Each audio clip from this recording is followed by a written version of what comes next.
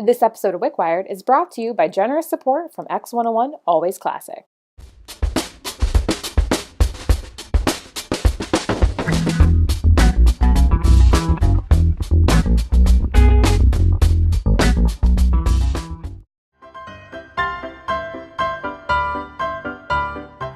The telephone. In today's world, it seems as essential as air. Most of us couldn't live without it. In our age of taps and swipes, it's easy to forget how our ancestors used this pivotal invention. A lot of the ways we use the phone come from the Victorian era. When New Haven, Connecticut printed the first phone directory in 1878, it only listed a person's name and address. Local operators memorized the names and connection points of everyone in town. However, a Lowell, Massachusetts doctor named Moses Greeley Parker, who depended on the phone to reach his patients, worried about the operators during a yellow fever epidemic. What if all the operators fell ill? Their replacements couldn't possibly memorize 200 names quickly enough. So, Dr. Parker suggested that the city use numbers instead.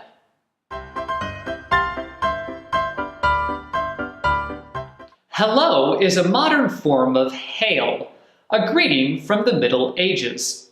When Victorians began using hello, it was meant as an expression of surprise, like, "Hello, what's this?"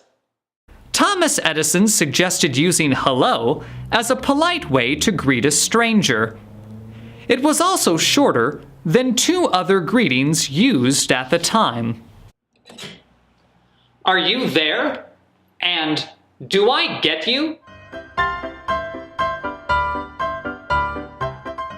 Writers of Victorian etiquette books had tips for how to be polite on the phone. Here are some of our favorites. Tip number 1. Don't swear. What the f***? In some local networks during the 19-teens, swearing on a party line could result in a fine. Tip number 2. If you want someone to shut up, be polite. Etiquette writers had a suggested phrase. I'm sorry, but I can't talk now. Thanks for calling. Good God.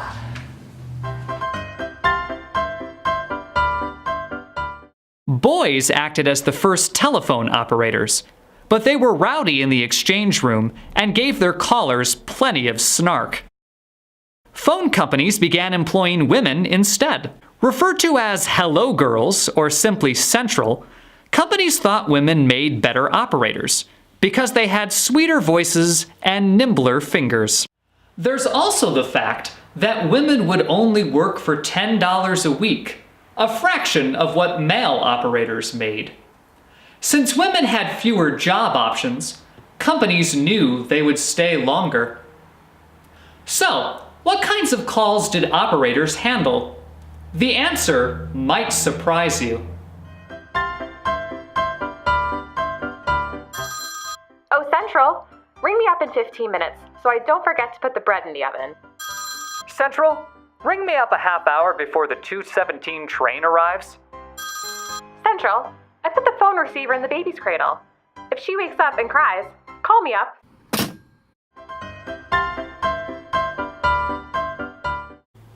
As the telephone entered popular culture, musicians wrote songs all about this new invention.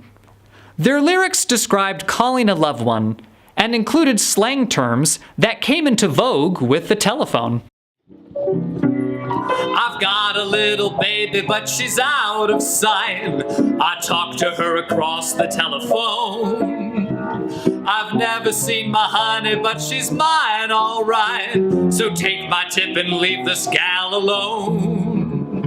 Every single morning you will hear me yell, "Hey Central, fix me up across the line." She connects me with my honey and I ring the bell. And this is what I say to baby mine. "Hello, my baby. baby, hello my honey, hello my ragtime gal.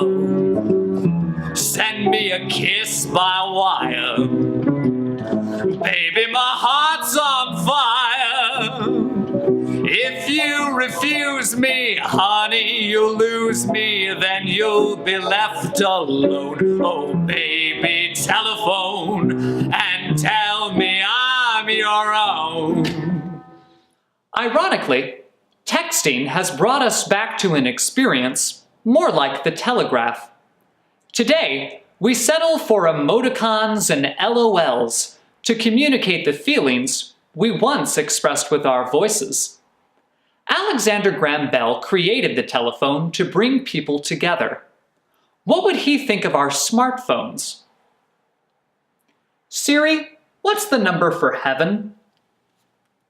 I found 5 places named heaven. Tap the one you are looking for. If you refuse me, honey, you'll lose me, then you'll be left alone. Oh, baby, telephone.